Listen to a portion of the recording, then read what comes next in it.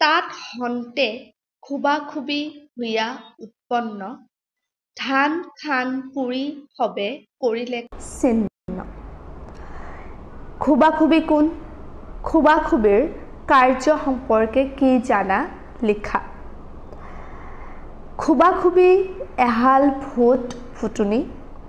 এবাৰ পাৰ্বতীৰ অনুৰোধ ক্ৰমে শিৱই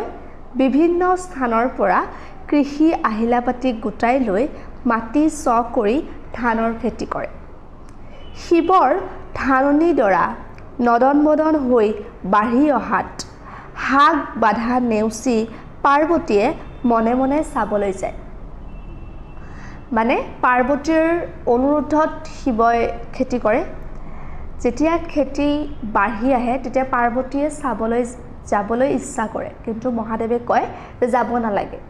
কিন্তু পাৰ্বতীয়ে সকলো হাগ বাধা নেউচি মনে মনে খেতিডৰা চাবলৈ যায় পকা ধানেৰে উপচি পৰা শিৱৰ কৃষি কাৰ্যত আচৰিত হৈ আহ এই দুই উচ্চাৰণ ওলাল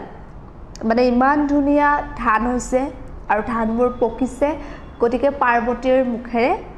আহ শব্দ দুটা ওলায় আৰু এই শব্দৰ পৰাই খুবা-খুবিৰ জন্ম হৈ খেতিডৰা পুৰি শেষ কৰিলে পাৰ্বতীয়ে যেতিয়া আহ শব্দ দুটা কয় তেতিয়াই গোটেই খেতিখিনি পুৰি সাৰখাৰ হৈ যায় আৰু ৰিজনটো হৈছে কাৰণ পাৰ্বতীয়ে উচ্চাৰণ কৰা শব্দটোৰ জৰিয়তে খুবা-খুবিৰ জন্ম হয় জনবিশ্বাস মতে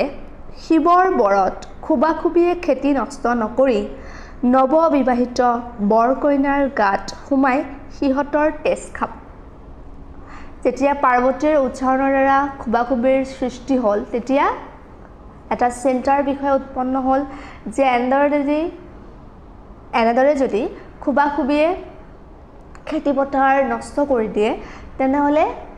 সাধাৰণ জনসাধাৰণে কেনেদৰে কৃষি কৰিব বা দুইবেলা দুমুঠি খাব গতিকে মহাদেৱে কি কৰিলে খুবা-খুবিক মানে খেতি নষ্ট কৰাৰ পৰা আনি বৰদান দিলে যে নতুনকৈ বিয়া হোৱা বৰ-কইনাৰ গাত সোমাই ইহঁতে তেজ খাব সেয়ে ইয়াৰ পৰা ৰক্ষা পাবলৈ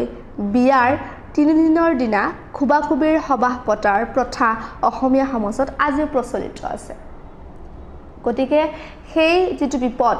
যে নতুন দৰা-কইনাৰ গাত সোমাই তেজ খাব